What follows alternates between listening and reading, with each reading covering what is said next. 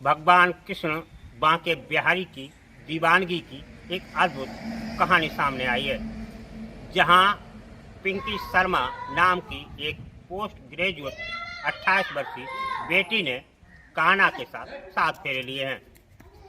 यह घटना तब शुरू हुई, बताया जाता है कि बदायूं के इस्लाम नगर थाना क्षेत्र के ग्राम देउर में एक ब्राह्मण परिवार रहता है, सुरेश चंद्र शर्मा का। सुरेश चंद्र शर्मा का परिवार अक्सर वृंदावन बांके बिहारी के दर्शन को जाता था। वहीं एक बार बांके बिहारी के दर्शन के समय उस बेटी को प्रसाद में अंगूठी मिल गई। उस अंगूठी के मिलने के बाद से कहीं न कहीं भगवान कृष्ण उसको इस तरह से उसके हृदय में वास कर गए कि उसने अपना सब कुछ उन्हें मान लिया, खुद को समर्पित करने का फैसला कर लिया। तब से उसके अगाध प्रेम को देखते हुए कल रात कहीं न कहीं पूरा गांव और परिवार उस बेटी के उस अगाध प्रेम के आगे सहमत हो गया।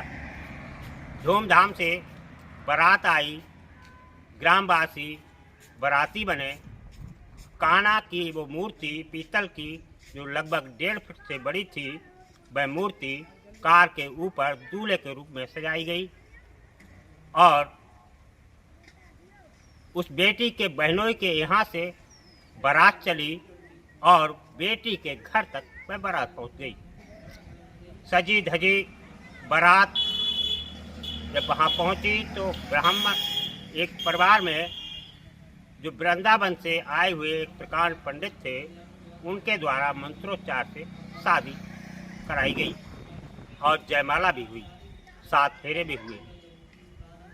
अब वह बेटी कान्हा के नाम का मांग में सिंदूर सजा रही है और सहर्ष विदा होकर वह अपने उस जीजा के घर पहुंच गई, जहां से कान्हा की बारात आई थी।